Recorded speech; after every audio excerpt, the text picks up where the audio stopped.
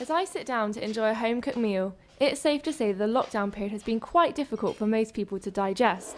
But for those suffering with an eating disorder, the social isolation and lack of control have proven to be significant triggers. And for me, living with body dysmorphia has been extremely challenging. Whether it's a disruption to my routine or the pressures of social media, at times I found it very hard and felt like I really needed help. But how have others with disorders like mine coped?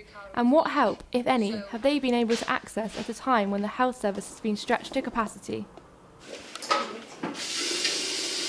not drink tea? No, I drink tea, but I don't like coffee. Really? I never used to like coffee until I was on flight. Latoya has been battling her eating disorder for the last few years. After being hospitalised during the lockdown period, she's finally getting the help she desperately needs. Only up until now, shall I say recently, I'm in a better place, you know, getting the help that I need. Something may happen and that will trigger me into thinking that I need to punish myself. The worst thing for me is actually being locked up, not being able to have any outlet. There were only so many walks that I could go for, but you know, the gym was my outlet and that was taken away from me. For me personally, the lowest point where I was continuously vomiting, and I did end up in hospital. Having to take medication, ongoing medication for my stomach, and it was just a realisation that my life needs to change. You know, I'm in my 30s. I really just want things to be better, and they can't be better. So it had to take me going to hospital to realise that at some point I just don't know how much damage I could have done to myself. I'm one in 50 people who will experience binge eating disorder. The leading UK charity for eating disorders, BEAT, has seen an increase in demand for their services during the last year, with the NHS also receiving almost double the amount of urgent and routine referrals. The lockdowns created such a lack of control and just an ideal breeding space for eating disorders to trigger off again and to even start. And how important is early intervention when it comes to eating disorders?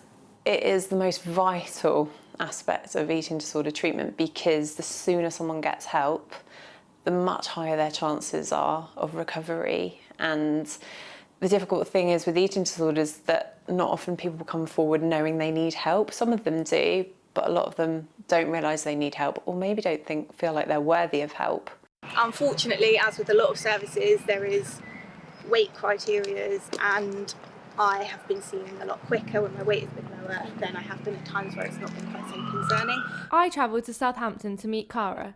She experienced firsthand how the current guidelines for health professionals can prevent sufferers from accessing early intervention. My referral actually got declined, but at that time I didn't meet any sort of specific criteria, and that's why I was declined from the service, which I understand that they have these criteria they have to fit in, but I was someone who was relatively well known to the service by that point anyway, and I kind of thought that might be enough for them to say, well, we know where this tends to go and this is happening, but that isn't unfortunately what happens. Research from independent think tank The King's Fund says further training and funding is urgently needed to ensure patients receive the right treatment within a timely manner. In 2015, there was a new investment for services for children and young people with eating disorders, but that's come at from a very low baseline, so we're still sort of building up and that investment continues. Whether it's sufficient, that's a different question. It's about the staff a lot of the time, and the length of time it takes to train people means there's always going to be a long lag in being able to meet that demand with the right workforce. In the long run, what really needs to happen is there needs to be investment in training and support at an earlier level so that their issues don't get to a point where they need specialist services. The pandemic posed unprecedented challenges to the delivery of eating disorder and mental health services. And even though underfunding within this sector is a long-standing problem, clinicians are now even more concerned. If the necessary investment fails to reach the front line, will issues worsen given the impact of COVID-19 on the NHS and wider economy? Well, in response to that, NHS England said our staff have responded rapidly to treat children and young people with eating disorders, and thanks to additional funding of £79 million this year and dedicated services we had already rolled out in every part of the country, we have treated greater numbers than ever before. If you're seeking help with an eating disorder, the charity BEAT Eating Disorders offers support services.